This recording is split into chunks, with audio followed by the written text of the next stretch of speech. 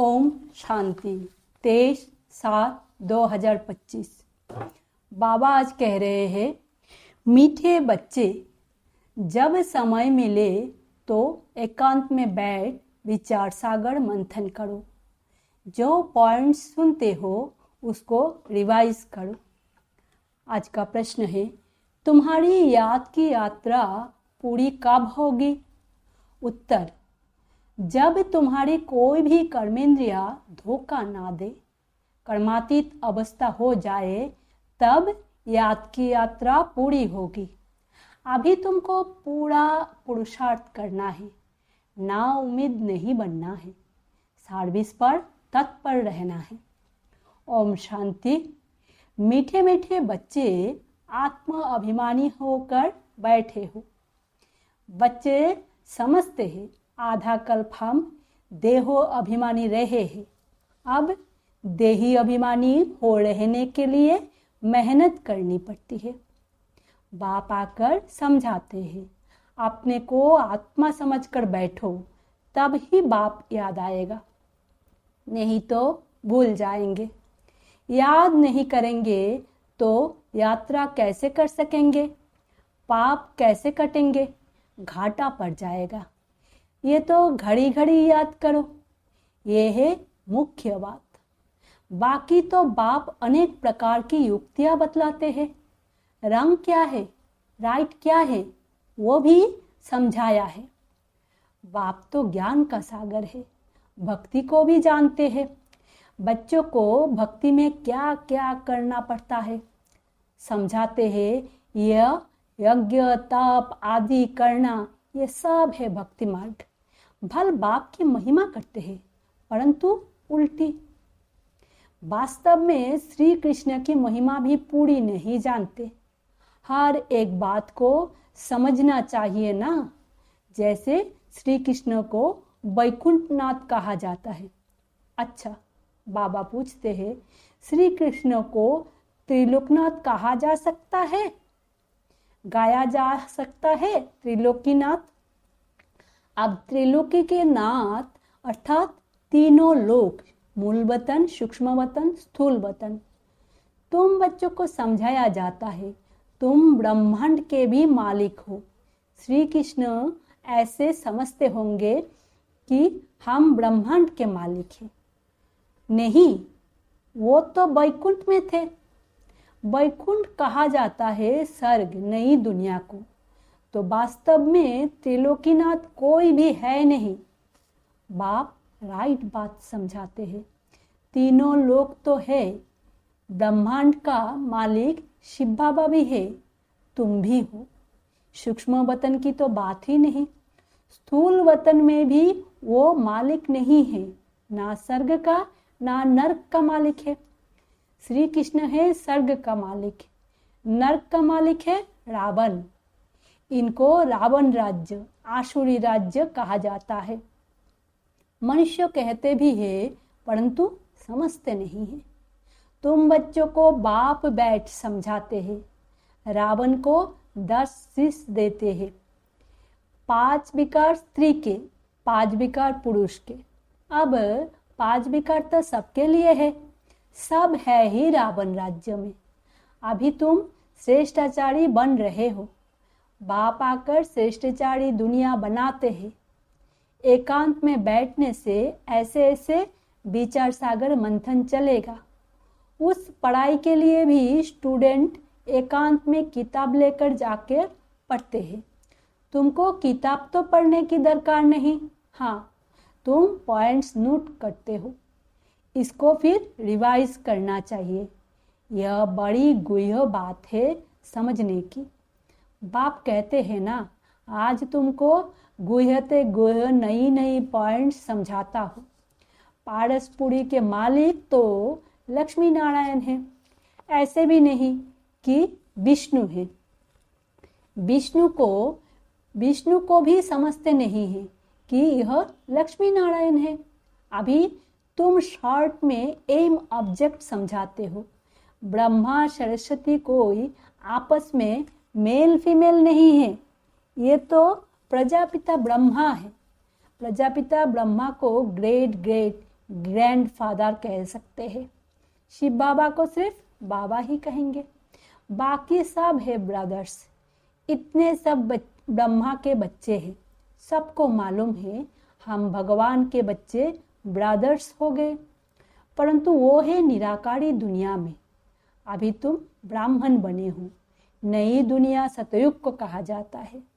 इनका नाम फिर पुरुषोत्तम संगम युग रखा है। सतयुग में होते ही है पुरुषोत्तम। यह बड़ी वंडरफुल बातें हैं। तुम नई दुनिया के लिए तैयार हो रहे हो। इस संगम युग पर ही तुम पुरुषोत्तम बनते हो। कहते भी है हम लक्ष्मी नारायण बनेंगे। ये है सबसे उत्तम पुरुष। उन्हों को फिर देवता कहा जाता है। उत्तम से उत्तम नंबर 1 है लक्ष्मी नारायण। फिर नंबर 1 तुम बच्चे बनेंगे। सूर्यवंशी घराने को उत्तम कहेंगे। नंबर 1 तो है ना। आहिस्ते आहिस्ते कला कम होती है। अभी तुम बच्चे नई दुनिया का मुहूर्त करते हो। जैसे नया घर तैयार होता है तो बच्चे खुश होते हैं, मुहूर्त करते हैं। तुम बच्चे भी नई दुनिया को देख खुश होते हो, मुहूर्त करते हो। लिखा हुआ भी है सोने के फूलों की वर्षा होती है। तुम बच्चों को कितना खुशी का पहाड़ चढ़ना चाहिए। तुमको सुख और शांति दोनों मिलते हैं।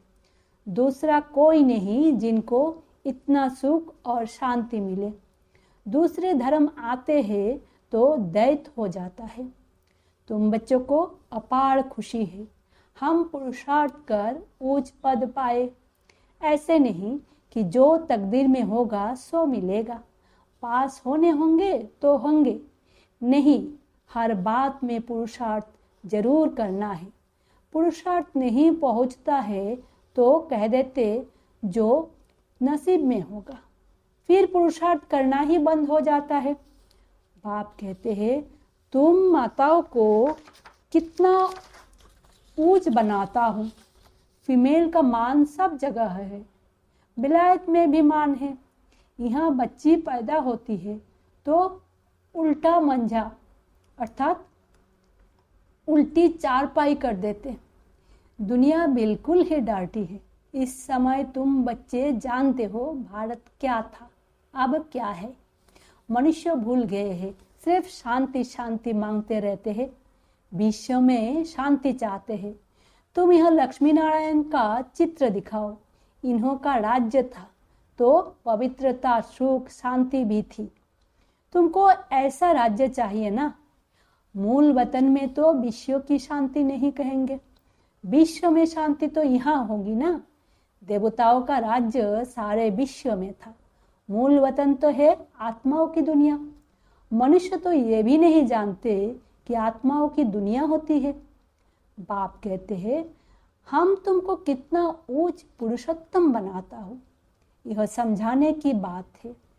ऐसे नहीं रड़िया मारेंगे भगवान आया है तो कोई मानेगा नहीं, और ही गाली खाएंगे और खिलाएंगे। कहेंगे बीके अपने बाबा को भगवान कहती है। ऐसे सर्विस नहीं होती है। बाबा युक्ति बताते रहते हैं। कमरे में 8-10 चित्र दिवाली में अच्छी रीति लगा दो और बाहर में लिख दो बेहद के बाप से बेहद सुख का वर्षा लेना है अथवा मनुष्यों से देवता बनना है। तो आओ हम आपको समझाए। ऐसे बहुत आने लग पड़ेंगे, आपे ही आते रहेंगे। विश्व में शांति तो थी ना। अभी इतने ढेर धर्म हैं। तम प्रधान दुनिया में शांति कैसे हो सकती है। विश्व में शांति वो तो भगवान ही कर सकता है। शिव बाबा आते हैं जरूर, कुछ सौगात लाते होंगे। एक ही बाप है जो इतना दूर से आते हैं और ये बाबा एक ही बार आते हैं। इतना बड़ा बाबा 5000 वर्ष के बाद आते हैं। मुसाफिरी से लौटते हैं तो बच्चों के लिए सौगात ले आते हैं ना। स्त्री का पति भी बच्चों का बाप तो बनते हैं ना। फिर दादा, परदादा, तरदादा बनते हैं। इनको तुम बाबा कहते हो, फिर ग्रैंडफादर भी होगा, ग्रेट ग्रैंडफादर भी होगा। बिरादरियां है ना। एडम आदिदेव नाम है, परंतु मनुष्य समझते नहीं है। तुम बच्चों को बाप बैठ समझाते हैं। बाप द्वारा सृष्टि चक्रों की हिस्ट्री जियोग्राफी को तुम जानकर चक्रवर्ती राजा बन रहे हो। बाबा कितना प्यार और रुचि से पढ़ाते हैं, तो इतना पढ़ना चाहिए ना। सवेरे का टाइम तो सब फ्री होते हैं। सुबह का क्लास होता है, आधा पौना घंटा, मुरली सुनकर फिर चले जाओ। याद तो कहाँ भी रहते कर सकते हो। इतवार का दिन तो छुट्टी है, सवेरे 2-3 घंटा बैठ जाओ। दिन की कमाई को मेकअप कर लो, पूरी झोली भर दो। टाइम तो मिलता है ना। माया के तूफान आने से याद नहीं कर सकते हैं। बाबा बिल्कुल सहज समझाते हैं। भक्ति मार्ग में कितने सत्संगों में जाते हैं, श्री कृष्ण के मंदिर में, फिर श्रीनाथ के मंदिर में, फिर और किसको मंदिर में जाएंगे। यात्रा में भी कितने बेविचारी बनते हैं, इतने तकलीफ भी लेते, फायदा कुछ नहीं। ड्रामा में ये भी नूंद है, फिर भी होगा। तुम्हारी आत्मा में पार्ट भरा हुआ है। सतयुग त्रेता में जो पार्ट कल पहले बजाया है वही बजाएंगे। मोटी बुद्धि ये भी नहीं समझते हैं। जो महीन बुद्धि है वही अच्छी रीति समझकर समझा सकते हैं।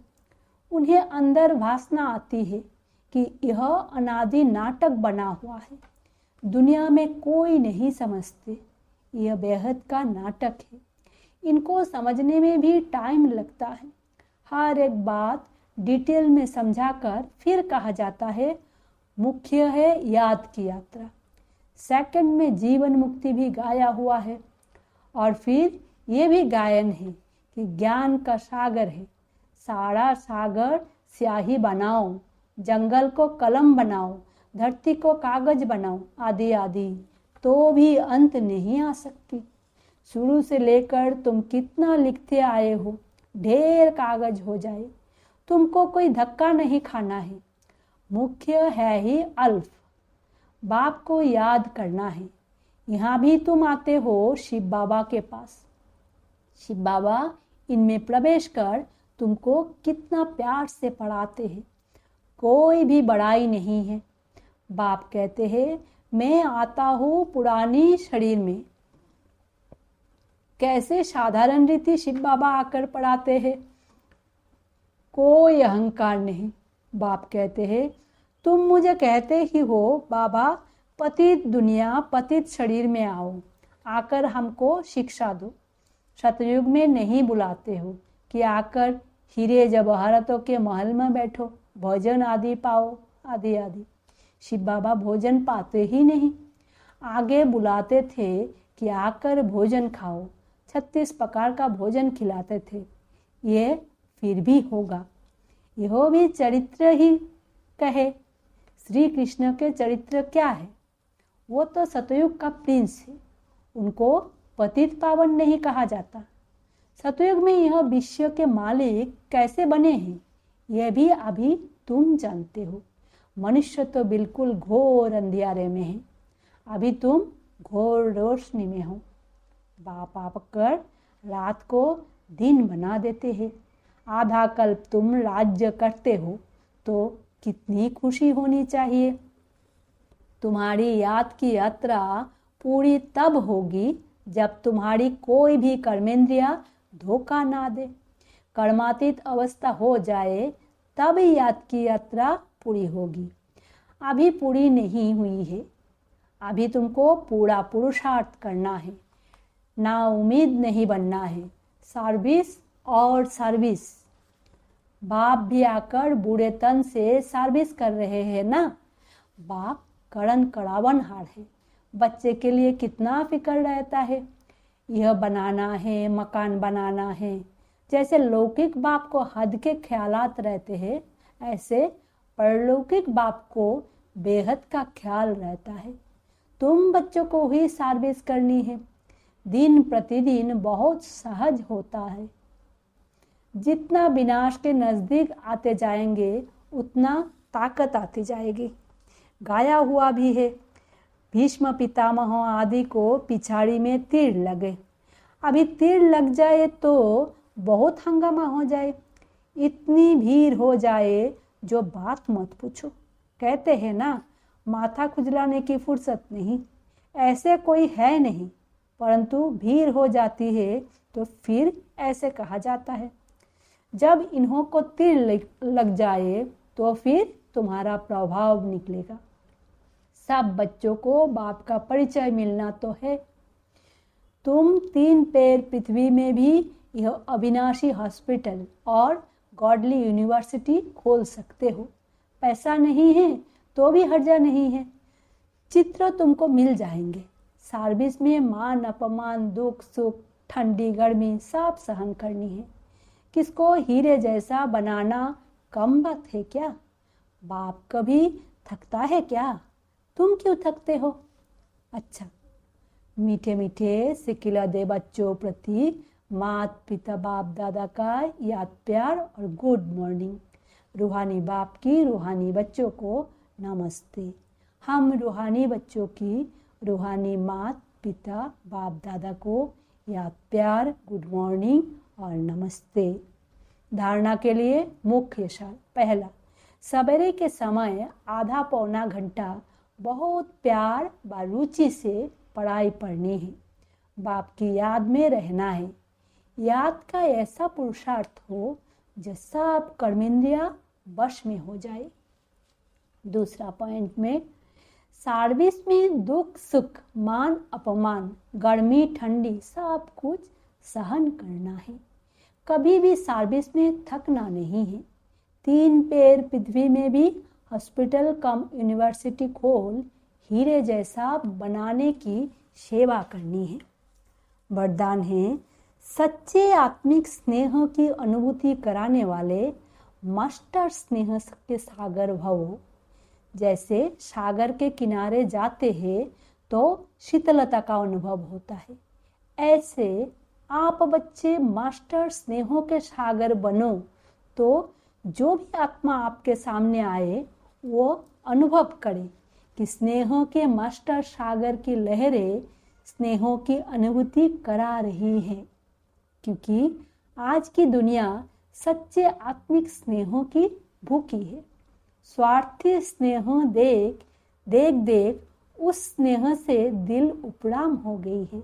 इसीलिए आत्मिक स्नेह की थोड़ी सी घड़ियों की अनुभूति को भी जीवन का सहारा समझेंगे। स्लोगान है, ज्ञान धन से भरपूर रहो तो स्थूल धन की प्राप्ति सतो होती रहेगी। अव्यक्त इशारे, संकल्प की शक्ति जमा कर श्रेष्ठ सेवा के निमित्त बनो। जैसे सतयुगी सृष्टि के लिए कहते हैं एक राज्य एक धर्म है, ऐसे ही अब स्वराज में भी एक राज्य अर्थात स्व के इशारे पर सभी चलने वाले हो। मन अपनी मनमत ना चलावे, बुद्धि अपनी निर्णय शक्ति की हलचल ना करे, संस्कार आत्मा को नाच नचाने वाले ना हो, तब कहेंगे एक धर्म एक राज्य। तो ऐसी कंट्रोलिंग पावर धारण कर लो, यही बेहद सेवा का साधन है। ओम शांति। शुक्रिया बाबा।